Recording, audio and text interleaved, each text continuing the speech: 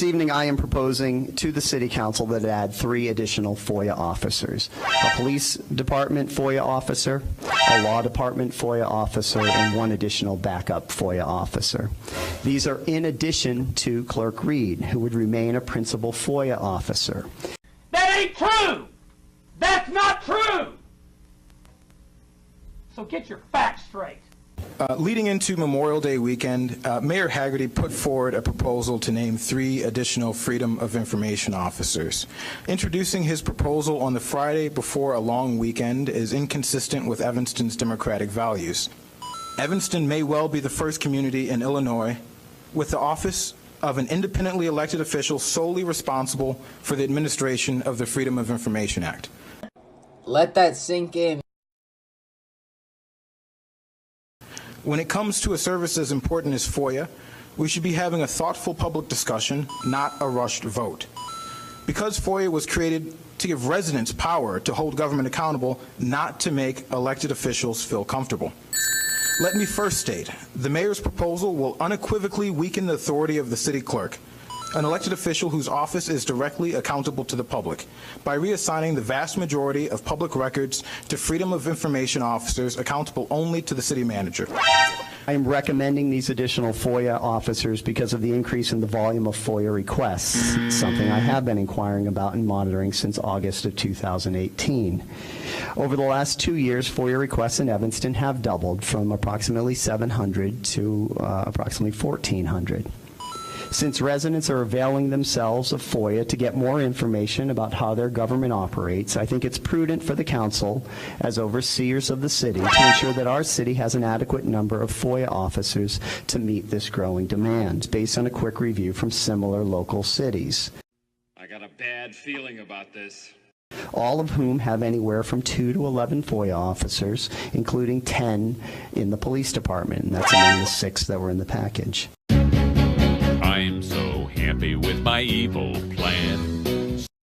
The mayor's proposal attempts to solve a capacity problem that cannot be clearly articulated nor supported with facts and data. The mayor's memo is not incorrect when citing figures demonstrating records requests have nearly doubled since 2016. However, it is not clearly explained how this has caused a strain on the system or a delay beyond statutory limits. As the city's lead Freedom of Information officer, I was never consulted on the merits of the mayor's proposal, nor brought in to provide insight on any of the perceived issues. Given this peer data and increasing volume of FOIA requests, I believe it is in the city's best interest to add 3 additional FOIA officers. Nope. There would be no additional cost to the city, as 2 of these individuals are extensively involved in the current FOIA process, and 1 is a former deputy city clerk who previously served as a FOIA officer and works in the collector's office to serve as a backup officer. For those residents concerned that by adding additional FOIA offices we will change our compliance to FOIA, I assure you that is not the case. Nope. Adding 3 additional FOIA officers improves our city's ability to operate effectively, puts us in line with other similar cities who are responding to similar FOIA requests, and will not hinder a resident's ability to receive public records. Upon taking office 2 years ago, I sought to align services provided by the clerk's office with our new mission, to be Evanston's Office of Transparency and Public Participation. We serve as the public's assistant, as a conduit of information, and as the first stop for concerned citizens looking to ensure government fully reflects our values of equity. The Evanston I believe in has never been afraid to lead on smart policy. Having a public records officer who is directly accountable to the public is an example of Evanston leading on smart, good government policy and championing municipal transparency. Yep. Park Ridge, Glenview, Arlington Heights, DeKalb, Highland Park, and Naperville, the municipalities cited in the mayor's memo, are not analogous to Evanston. A young black engineering student finishing his PhD wasn't assaulted and arrested for stealing his own car in Park Ridge. A 12-year-old black boy and girl weren't arrested for riding on bike pegs in Naperville. A young black candidate for city clerk wasn't arrested for petitioning the day before a filing deadline in DeKalb. The communities listed in the mayor's memo lack Evanston's diversity, socioeconomic issues, and history. As the mayor's proposal stands, it fails to achieve any of the goals it has set forth. The only outcome is that my lawsuit becomes moot and the city of Evanston receives a rollback in public accountability and transparency. Remarks. I'm now going to open it up for public debate amongst the aldermen. Alderman Wilson. Thank you. This is not about the person. This is not about Clerk Reed. This is about the position in the office, and this is about the procedures and the policies and how things should work. I find it a little baffling in some of my conversations today and hearing some people talk today. I'll just come out and say it. You know what? I'm about to say it. Okay. So, I don't care that you broke your elbow. Personally, I don't agree that giving one person 100% control over anything is a good idea as far as transparency or good governance. I think that checks and balances are required. So I think it's important for us to have those checks and balances, and I think that this is perhaps a little bit of a way to ensure that there's more than one person working on this. When city departments attempt to deny access to records requests, we take the time to follow up with the Attorney General's FOIA pre-clearance department and other relevant government agencies. Oddly enough, there are a number of recorded examples with the police department, law department, and the collector's office where I have successfully contested the improper withholding of records. And those were all offices deemed to be named FOIA officers within the mayor's proposal. As an example, with the police department records bureau, I wrote to the Office of the Attorney General after a local law student was denied records relating to gang member identification criteria. My advocacy resulted in the police department reversing their decision and providing nearly 800 pages of our gang member database going back to the 1990s with names and birthdays redacted. An example with the law department. I contested the law department's attempt to improperly cite a 71C exemption for personal privacy. This was used as a justification to redact the names of businesses after information was requested regarding letters of intent for payments made by corporate entities for the use of the new Robert Crown Community Center. This information was eventually released. An example with the collector's office. A member of the public sought a list of the city's top 30 sales tax producers. The department head who would supervise the mayor's proposed secondary FOIA officer recommended the city deny the request in its entirety. I stepped in and established that the list of businesses was not exempt, only the dollar amounts demonstrating tax revenue generated by individual businesses. My questions to Mayor Hagerty are, what demonstrable problem does this proposal seek to solve? How will this proposal address your perceived concerns? What has changed since the last FOIA debate other than my lawsuit for transparency, warranting this drastic change in policy? Why would you propose action on policy without first consulting stakeholders? And resubmit. Can someone in support of this vote respond to his question? If, for example, if the clerk were on vacation or he was ill, or there would not be a person who's authorized by the council to take the action. So those are just examples. I don't really want to put all of it in that, but this seems to me to be a best business practice, and I think that it is more transparent. So in the event that that does happen, he's unavailable, by default there is not a designated person. Who would that be currently? We just would be unable to close out a FOIA request if he was unavailable? I suppose. Yeah. I mean, but what's the answer?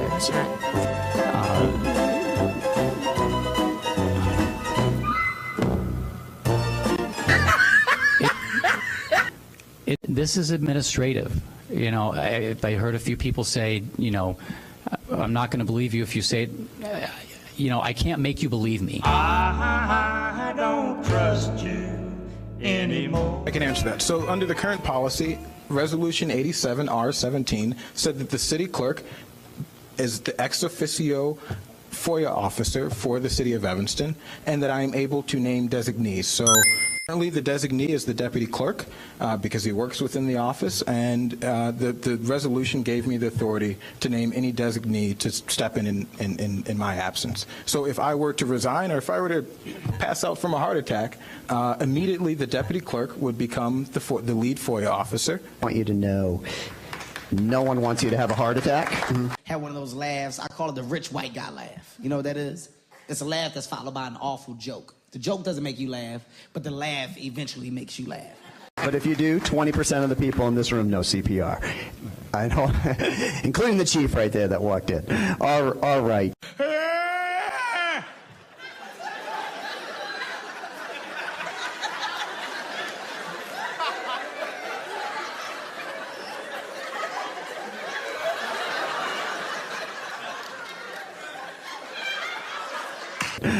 All right. Okay, Alderman Braithwaite. Thank you, Mr. Mayor. I say to you, my brother, that I'm here to be supportive. We have had our conversations and will continue to have our conversations beyond that.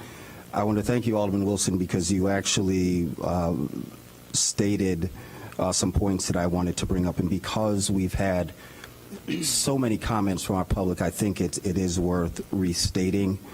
I also received a couple of phone calls just walking into this vote, and for the people that took the time to email me and call, I remind you all that our decisions are not made based on what someone said or what we read in the media, but actually what's written on paper. And I think that Alderman Wilson, you did a very good job stating that, and I continue to ask the question, out of all the speakers, how many people actually read through the packet? It is my honest opinion that there's no action within this memo that I've read that diminishes his role. Can't you read? And so I respect the fact that we can come and have this dialogue, and I think that's where we'll move from. I'll stop talking. Thank you. All right, thank you, Alderman. You don't know what you're talking about, do you? We cannot ignore the context in which this proposal was introduced.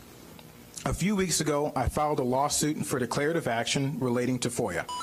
The lawsuit focuses on the city's refusal to comply with state law as it relates to the release and retention of body camera footage, and Corporation Counsel's claim that I, the elected city clerk of Evanston, am not a client of the Evanston Law Department. What?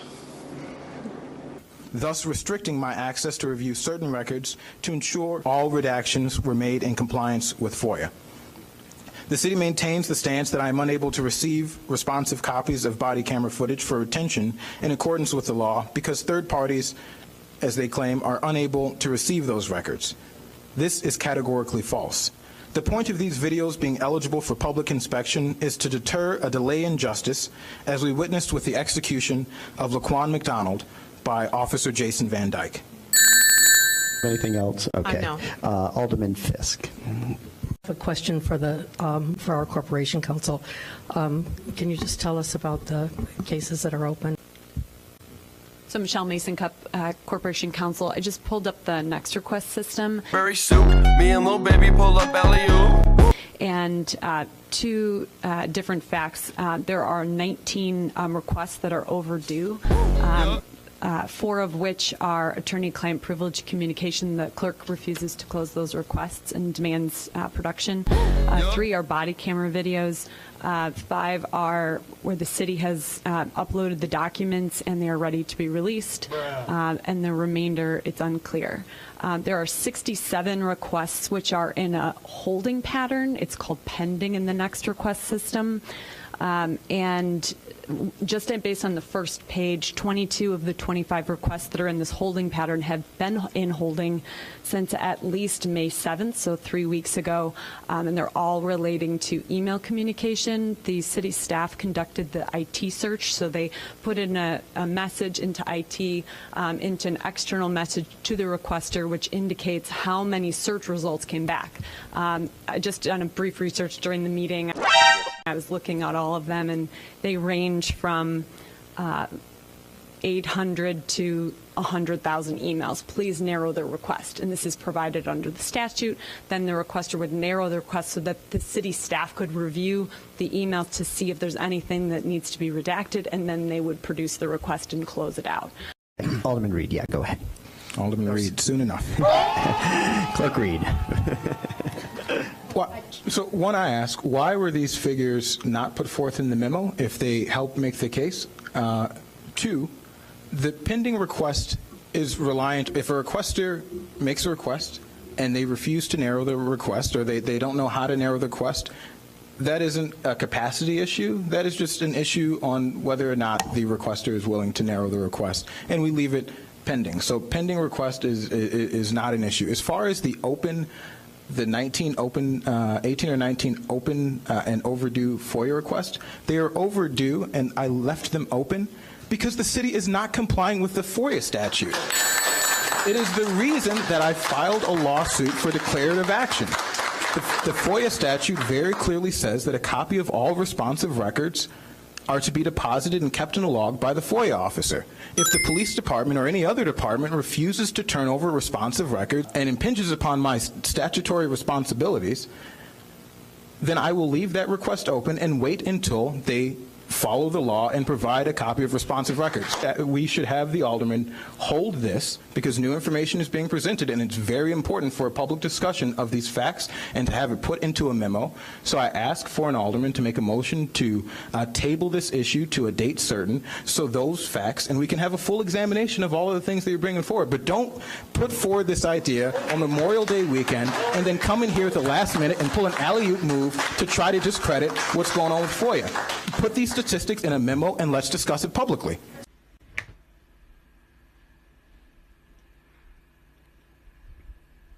I fucking hate you. So please, someone table this motion.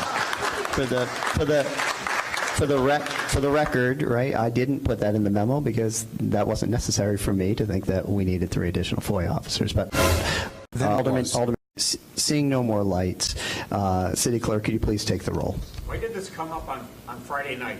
Could you please I'm calling the roll. Could you please take the roll? City Clerk, could you please take the roll?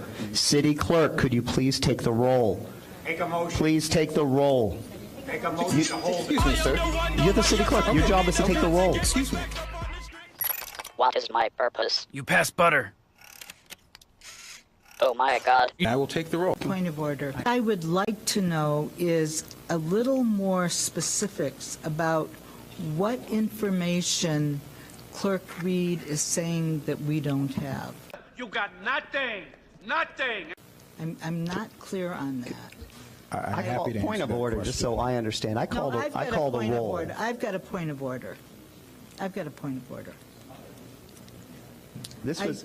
I think we should at least understand. I'm very supportive of the additional FOIA officers, and I'm going to vote for it if we do hold this over. But I do want to know, what is the information I keep hearing that we don't have about the backlog of FOIA requests? And I don't understand, and maybe the only person is either our law department, our Attorney Mason Cup, or Clerk Reed could tell us what that backlog is. What she said. I've got to take the vote. The vote was called. We're going to take the vote. Please take the vote, or call the. Start with Alderman Wilson. I got a bad feeling about this. What was aye? He was aye. I'm voting no. Alderman Ruth Simmons? No. Alderman Ravel? Aye. Alderman Rainey? I'm voting no because I'm being denied information. Alderman Fleming? No. Alderman Fisk? Alderman Braithwaite? Alderman Nguyen? Shame on. Order in the chambers. Oh, I never use this. Order in the chambers. Passes 5-3. Passes 5-3.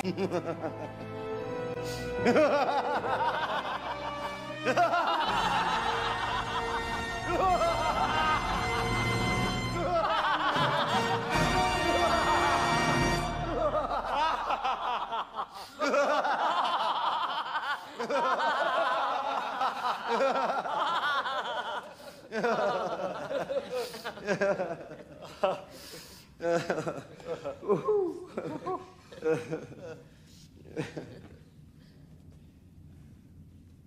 going to move on to the consent agenda. Alderman Ruth Simmons. Alderman Ruth Simmons, could you please take us through the consent agenda?